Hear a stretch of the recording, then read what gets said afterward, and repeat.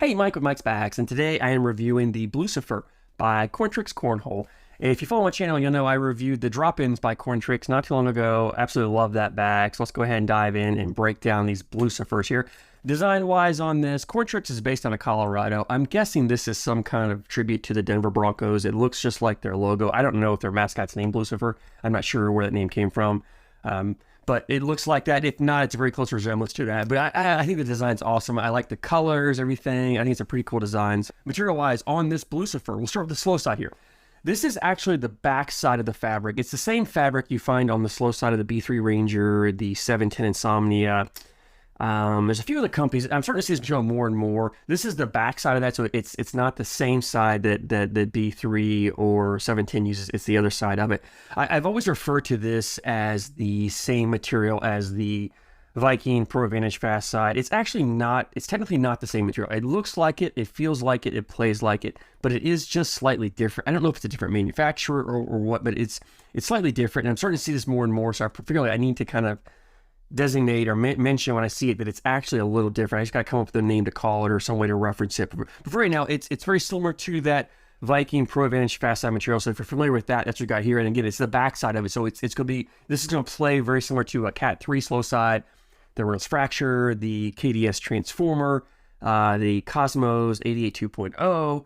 There, quite a few bags are starting to use this slow side, this type of material on the slow side, the backside material on the slow side. It plays about a 6.5 speed. It's wonderful for dry boards that are normal to fast speeds. It's awesome for that. The one knock of this material is when boards start getting damp and sticky from those humid conditions. This is a pretty soft material. It will absorb that moisture and it actually will start to stick and slow down. So you should be aware of that. But the fast side on this is the game changer fast side. So this will actually keep moving in those sticky, damp, humid conditions. So if you're playing with this bag and conditions start to change midway through the game, you can flip it over to a fast side. This material will just keep moving. You can keep playing your game with it.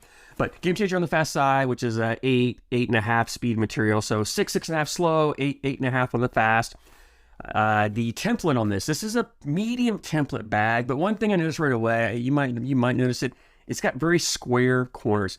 It's similar to the corners you find on like a Game Changer or the Fire Incinerator, the square corners. I'll get into the advantages of that and playability here in a moment, but right now it's a pretty square bag. Now it's not the same template as a Game Changer Incinerator. Those are a large template bag. This is a medium template, so it's not quite as floppy. It's got quite a bit of flop to it.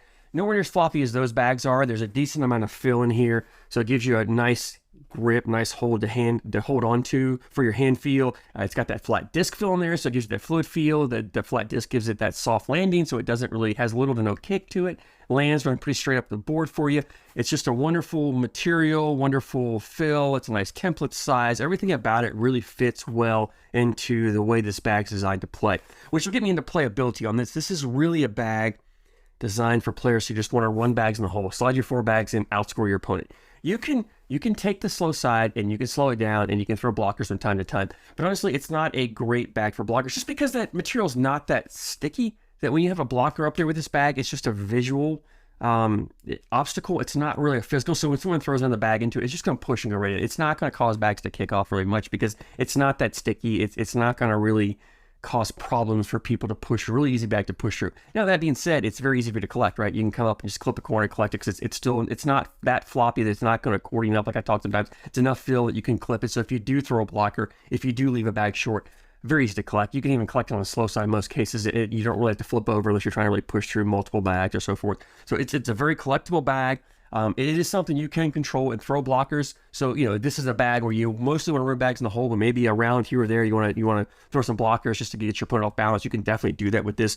Both these materials are extremely hole friendly. I had very little issues of bags hanging on the hole. And even if they did hang on the hole, very easy to collect. So it's definitely a hole friendly bag, definitely a collectible bag. I mentioned the square corners.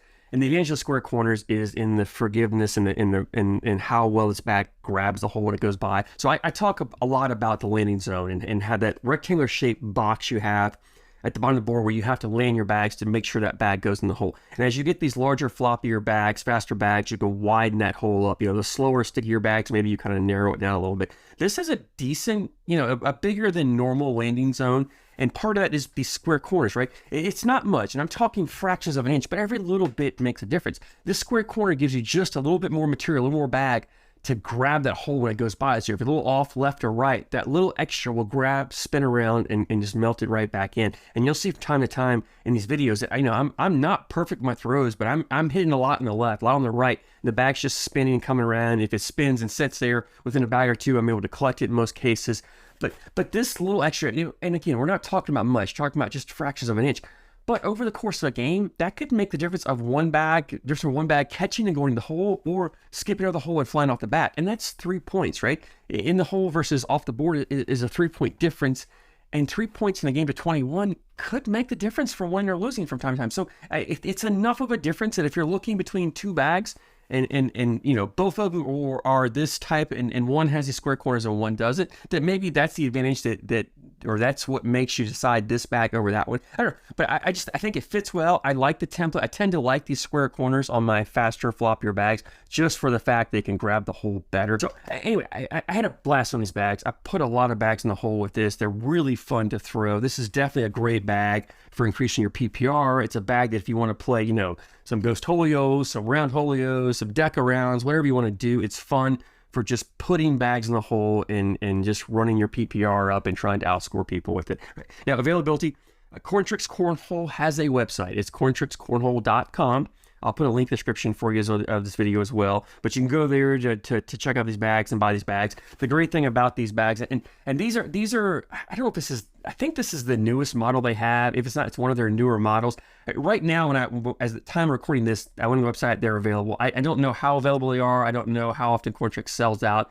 But I will tell you right now, these bags are $49.99 for a set. As I mentioned, the drop-ins, the Corntrix is in the process of upgrading their equipment, and so the prices may be going up here soon from that. So if you're thinking about getting a set, go grab a set. $50 for these bags is incredible. In fact, pick up a set of Blucifers, pick up a set of drop-ins. 2 sets of bags, $100.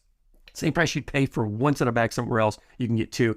The only knock to these bags, I'll say, is that they are not stamped. So if you only play in events that require a stamped bag, then maybe these won't work for you. But if you're like me, I'm sure there's plenty of local leagues, local tournaments, a lot of events that you can play in that are not sanctioned, stamped, ACO, ACL events where you can use non-stamped bags. In fact, there are a lot of tournaments out there that I've seen more recently over the last year or so that do not allow stamped bags. They only want you to bring non-stamped bags. So if that's the case, you definitely check out these Blucifers. I had a blast on these. You will too. I highly recommend them. And in fact, I want to go ahead, and I haven't done a giveaway in a while, so let's give away this set of bags to one of you guys.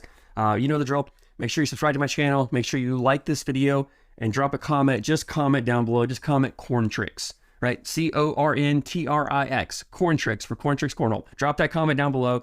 I will run this for 1 week. So we will run it until next Friday, March 31st at 9 p.m. Eastern time. I will cut off the intro. And then over that next few days, I will do some kind of drawing, whether it's a wheel spin, whether it's a comment picker. I'll try to come up with something to do. I'm trying to find something fun, something new. I'll see what I can come up with for you guys. Come up with something and give this set of bags away for you guys. So I thank you guys so much for support, and thank you so much for watching.